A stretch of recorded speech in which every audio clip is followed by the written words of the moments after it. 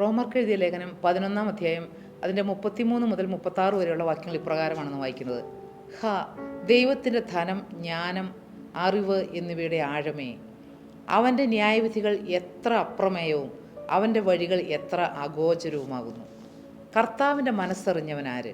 അവന് മന്ത്രിയായിരുന്നവനാര്? അവന് വല്ലതും മുൻപേ കൊടുത്തിട്ട് പ്രതിഫലം വാങ്ങുന്നവനാര്? സകലവും അവനിൽ നിന്നും അവനാലും അവങ്കിലേക്കുമാകുന്നുവല്ലോ.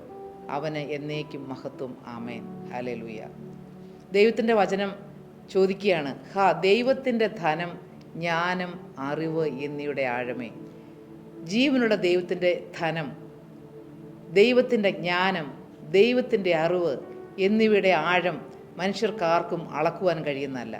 നമ്മുടെ ബുദ്ധി കൊണ്ടോ നമ്മുടെ ശക്തി കൊണ്ടോ നമ്മുടെ കഴിവ് കൊണ്ടോ അല്ലെങ്കിൽ നമ്മുടെ വാക്കുകൾ കൊണ്ടോ ഒന്നും വർണ്ണിക്കുവാൻ കഴിയുന്നതല്ല ദൈവത്തിൻ്റെ ധനവും ജ്ഞാനവും അറിവും. അത് എത്ര അപ്രമേയമാണ്, അത് വിവരിക്കുവാനാകാത്തതാണ്. അവൻ്റെ വഴികൾ എത്ര അഗോചരമാണ്. സ്വർഗത്തിലെ ദൈവത്തിൻ്റെ വഴികൾ നമുക്ക് ആർക്കും മനസ്സിലാവുകയില്ല. നാം ആരും വിചാരിക്കുന്ന പോലെ നമ്മുടെ വിചാരങ്ങൾക്കെല്ലാം അപ്പുറമായി പ്രവർത്തിക്കുന്നവനാണ് ജീവനുള്ള ദൈവം. ഹല്ലേലൂയ. ദൈവത്തിന് സ്തോത്രം. പ്രസിദ്ധ സുവിശേഷകനായ R.A. ടോറിയെക്കുറിച്ച് നിങ്ങൾ കേട്ടിട്ടുണ്ടോ? 19-ാം നൂറ്റാണ്ടിൻ്റെ അവസാനവും 20-ാം നൂറ്റാണ്ടിൻ്റെ ആദ്യ ഭാഗങ്ങളിലും ആയിട്ട് ജീവിച്ചിരുന്ന ഒരു അമേരിക്കക്കാരനായ പ്രസിദ്ധനായ ഒരു സുവിശേഷ പ്രവർത്തകനായിരുന്നു R.A. ടോറി. എന്നാൽ അദ്ദേഹത്തിൻ്റെ ബാല്യവും കൗമാരവുമെല്ലാം ഒരു നിരാശ നിറഞ്ഞ കാലങ്ങളായിരുന്നു. അദ്ദേഹം ഒരു ദൈവവിശ്വാസമില്ലാത്തവനായി കഴിഞ്ഞ ചില നാളുകൾ അദ്ദേഹത്തിൻ്റെ ജീവിതത്തിലുണ്ടായിരുന്നു. തൻ്റെ ചെറുപ്പകാലത്ത് വളരെയധികം നിരാശയിലൂടെ അദ്ദേഹം കടന്നു പോകേണ്ടി വന്നു. തൻ്റെ അമ്മ വളരെ ഭക്തിയുള്ള ഒരു സ്ത്രീയായിരുന്നു, വളരെ ദൈവഭക്തയായ ഒരമ്മയായിരുന്നു. അമ്മ പലപ്പോഴും ഈ ടോറിയെ ഉപദേശിക്കുമായിരുന്നു, മകനെ, ഒരു നല്ല ദൈവമുണ്ട്, നീ കർത്താവിന് വേണ്ടി ജീവിതം കൊടുക്കണം, കർത്താവിന് വേണ്ടി ജീവിതം കൊടുക്കുന്നതാണ് ഏറ്റവും ഭാഗ്യം, കർത്താവിൻ്റെ വേല ചെയ്യണം, ഇങ്ങനെയെല്ലാം പറയുമ്പോൾ ഇദ്ദേഹത്തിന് അമ്മയോട് വളരെ കോപവും അരിശവുമാണ് തോന്നിയത്. അമ്മയുടെ വാക്കുകൾ യൗവനക്കാരനായ ഈ മനുഷ്യന് ഒട്ടും ഇഷ്ടമായിരുന്നില്ല. തന്നെ ഉപദേശിക്കുന്നതോ ദൈവവചനത്തിൻ്റെ അരികിലേക്ക് കടന്നു വരുവാൻ പറയുന്നതോ അദ്ദേഹത്തിന് ഇഷ്ടമുണ്ടായിരുന്നില്ല. വളരെ ചെറുപ്പത്തിൽ അദ്ദേഹം ചർച്ചിലും അങ്ങനെയെല്ലാം പോകുമായിരുന്നുവെങ്കിലും കൗമാരപ്രായത്തിലേക്കും യൗവനത്തിലേക്കും എല്ലാം കടന്നു വന്നപ്പോൾ ഒരു ദൈവമുണ്ടോ എന്നുള്ളതായ സംശയം അദ്ദേഹത്തിൻ്റെ ഹൃദയത്തിൽ വരുവാൻ തുടങ്ങി. ഒരു ദൈവമില്ലായിരിക്കും, അങ്ങനെയുള്ള പല ചിന്താക്കുഴപ്പങ്ങളിൽ അകപ്പെട്ട് അമ്മയുടെ ഉപദേശം തീരെ സഹിക്കാൻ വയ്യാതെ ലോകമോഹങ്ങൾക്ക് അടിമയായി ഇദ്ദേഹം വീട് വിട്ടിറങ്ങി.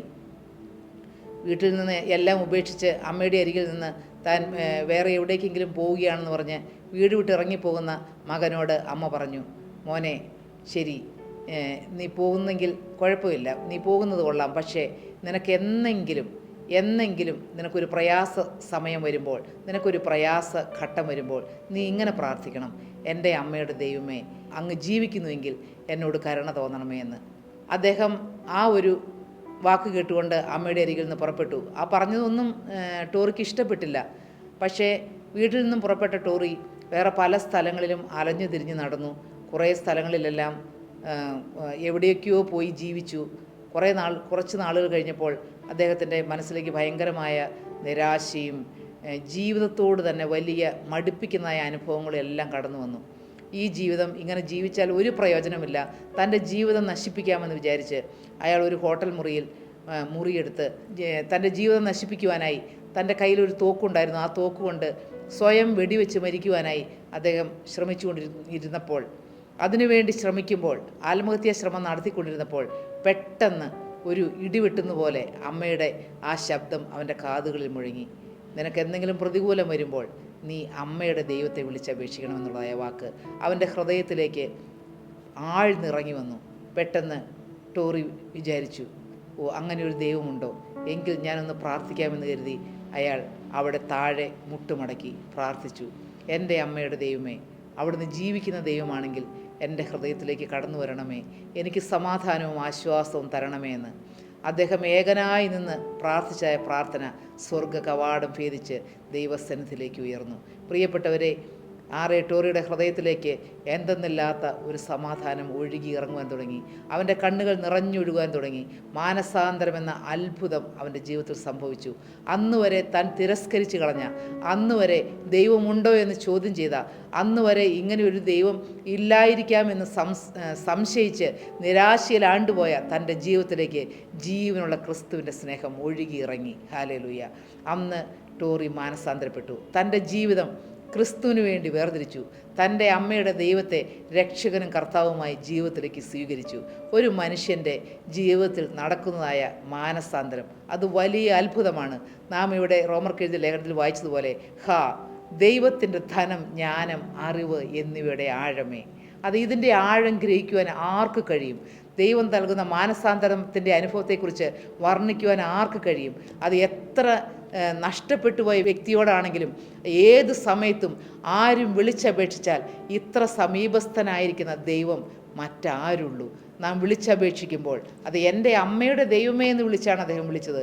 പക്ഷേ അമ്മയുടെ ദൈവം, ജീവനുള്ള ദൈവം, ആ ക്രിസ്തുവാകുന്ന ദൈവം, ആ കർത്താവ് അവൻ്റെ അരികിലേക്ക് കടന്നു വന്ന് അവന് നിത്യമായ രക്ഷ നൽകി. അവൻ സുപ്രസിദ്ധനായ, വിശ്വപ്രസിദ്ധനായ ഒരു സുവിശേഷകനായി തീർന്നു. തൻ്റെ ജീവിതം ക്രിസ്തുവിൻ്റെ കരങ്ങളിലേക്ക് വെച്ചു കൊടുക്കുകയും സുവിശേഷ വേലയ്ക്ക് വേണ്ടി ഒരുപാട് കാര്യങ്ങൾ ചെയ്യുവാൻ, സുവിശേഷ വേലയിൽ പോരാടുവാൻ ആ വ്യക്തിയെ സ്വർഗത്തിലെ ദൈവം ഉപയോഗിച്ചു. കുറേ പുസ്തകങ്ങൾ എഴുതുവാൻ, പ്രാർത്ഥനയുടെ ശക്തിയെക്കുറിച്ച്, പവർ ഇൻ പ്രയർ, അങ്ങനെ കുറേ നല്ല നല്ല പുസ്തകങ്ങൾ എഴുതുവാനും തൻ്റെ ജീവിതം എന്നേക്കുമായി ക്രിസ്തുവിൻ്റെ കരങ്ങളിൽ പ്രയോജനപ്പെടുത്തുവാനും ടോറിക്ക് കഴിഞ്ഞു. അതേ പ്രിയപ്പെട്ടവരെ, നമ്മുടെ കർത്താവ് വലിയ ദൈവമാണ്. ആ കർത്താവിൻ്റെ ധനത്തിനോ അവൻ്റെ അറിവിനോ അവൻ്റെ മഹിമയ്ക്കോ അതിൻ്റെ ആഴം എന്തെന്നറിയുവാൻ നമുക്കറിയില്ല. നമ്മുടെ ജീവിതം ഇത്ര വലിയവനായ ക്രിസ്തുവിൻ്റെ കരങ്ങളിലേക്ക് കൊടുത്താൽ നമ്മെയും ഉപയോഗപ്പെടുത്തുവാൻ കർത്താവിന് കഴിയും. കർത്താവിനെ ഉപയോഗിക്കുവാൻ നമ്മെ കർത്താവ് ബലപ്പെടുത്തും. ഈ നല്ല കർത്താവ് ജീവിക്കുന്നു. ഈ കർത്താവിൻ്റെ കരങ്ങളിലേക്ക് നമ്മുടെ ജീവിതം ഏൽപ്പിച്ചു കൊടുക്കുന്നതാണ് ഒരു മനുഷ്യൻ്റെ ജീവിതത്തിലെ ഏറ്റവും വലിയ ഭാഗ്യം. ഇത്ര നല്ല ദൈവം വേറെ ആരുമില്ല. ഈ നല്ല ക്രിസ്തുവിൻ്റെ സ്നേഹം നിങ്ങളെ ഓരോരുത്തരെയും വിളിക്കുമ്പോൾ നമ്മുടെ ജീവിതം വീണ്ടും ആ പൊന്നു കരങ്ങളിലേക്ക് നമുക്ക് ഏൽപ്പിച്ചു കൊടുക്കാം. ആണിപ്പഴുതുള്ള കരങ്ങളിൽ, ആ പൊന്നു കരങ്ങളിൽ നമ്മുടെ ജീവിതം എന്നും എന്നേക്കും സുരക്ഷിതമായിരിക്കും. കർത്താവിൻ്റെ കരങ്ങളിലേക്ക് നമ്മുടെ ജീവിതം ഏൽപ്പിക്കാം. നല്ലവനായ യേശു ക്രിസ്തു നിങ്ങളെ ഓരോരുത്തരെയും വിളിക്കുന്നു. ദൈവത്തിരുനാമം മാത്രം മഹത്വപ്പെടുമാറാകട്ടെ.